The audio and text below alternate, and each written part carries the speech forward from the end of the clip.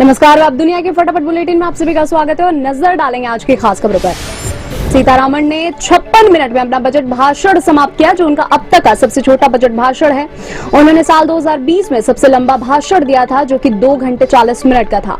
निर्मला ने पेश किया लगातार छठा बजट। मल्लिकार्जुन खड़गे ने अंतरिम बजट पर कहा, इस बजट में गरीबों, निम्न मध्यम वर्ग के लिए कुछ भी नहीं। कहा, मैं पूछना चाहता हूं कि उन्होंने जो वादे किए थे वो कहां तक पहुंचे। इस बजट में कुछ भी नहीं है।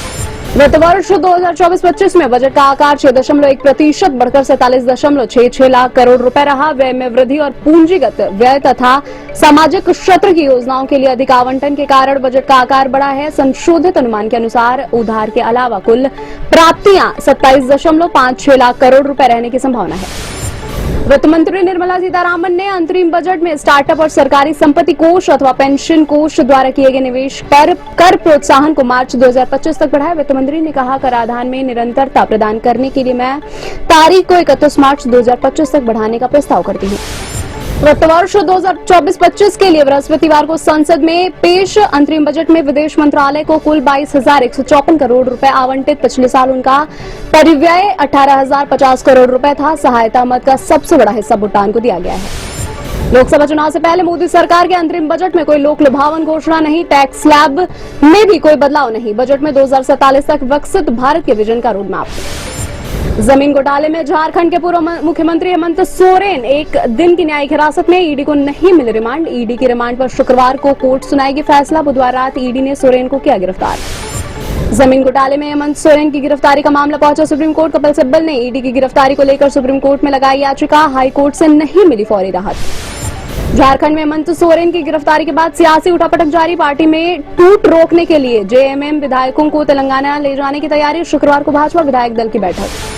झारखंड में सियासी घमासान के बीच शुक्रवार को राज्य में दाखिल होगी राहुल गांधी की भारत जोड़ो न्याय यात्रा। सोरेन की गिरफ्तारी को लेकर राहुल गांधी ने भाजपा को घेरा। झारखंड के मुख्यमंत्री पद से हेमंत सोरेन के इस्तीफा देने के एक दिन बाद वरिष्ठ आईएएस अधिकारी विनय कुमार चौबे ने मुख्यमंत्री के प्रधान सचिव का पदभार छोड़ा। कहा, मैं मुख्यमंत्री का प्रधान सचिव था। जब मुख्यमंत्री ने इस्तीफा दिया तो मुझे प्रधान सचिव पद छोड़ना पड़ा। चौबे ने कहा, नई पदस्थापना का कर रहा हूं इंतजार। रामबन जिले के शेरबीबी इलाके में भूस्खलन के कारण जम्मू कश्मीर राष्ट्रीय राजमार्ग बृहस्पतिवार को यातायात के लिए बंद किया गया। इससे 200 से अधिक वाहन फंस गए। राजमार्ग पर भी कई स्थानों पर फिर से बर्फबारी हुई। काशी के ज्ञानवापी तहखाने में 30 साल बाद हुई पूजा अर्चना। पूरी विधि विधान के साथ पूजा अर्चना की गई। पुलिस ने सुरक्षा के किए इंतजाम। मुस्लिम पक्ष ने हाईकोर्ट में लगाई याचिका।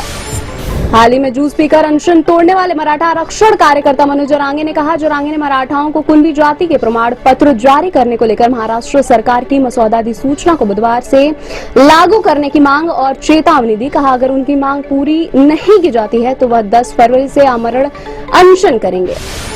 राष्ट्रीय राजधानी में बीती रात भारी बारिश होने से बृहस्पतिवार को शहर के कई हिस्सों में यातायात अवरुद्ध हो गया।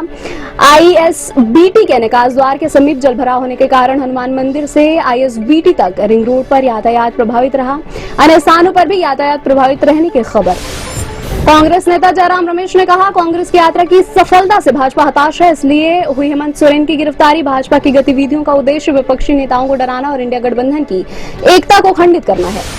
अमेरिका ने भारतीयों के बीच सबसे लोकप्रिय H-1B, L-1 और EB-5 जैसे गैर अप्रवासी वीजा विभिन्न श्रेणियों के लिए शुल्क में भारी वृद्धि की घोषणा की। वर्ष 2016 के बाद पहली बार शुल्क बढ़ोतरी की जा रही है, जो 1 अप्रैल से लागू होगी। अंतरिम बजट के दिन शेयर बाजार में गिरावट। बीएसई सेंसेक्स 107 अंक गिरकर 71,645 अंक पर हुआ बंद। एनएसई निफ्टी भी 28 अंक कमजोर होकर 21,697 अंक पर हुआ बंद। संजय लीला बंजाली की वेब सीरीज हीरा मंडी का first look video release. Video में भव्य सेट और तवायकों की शान शौकात आई नजर। सीरीज में मनीषा कोइराला, सोनाक्षी सिन्हा, अदिति राव हैदरी आएंगी नजर। इस साल नेटफ्लिक्स पर रिलीज होगी फिल्म। रणबीर कपूर के एनिमल ने ओटीटी पर बनाया रिकॉर्ड। 3 दिनों में फिल्म को 2 करोड़ 80 लाख घंटे देखा गया। फिल्म को मिले 62 लाख व्यूज। 26 जनवरी को नेटफ्लिक्स पर रिलीज हुई थी एनिमल। ये थी आज के फटाफट बुलेटिन और ऐसे ही ताजा अपडेट्स के लिए बने रहे हमारे साथ, यानी विजिट करें आप दुनिया पर।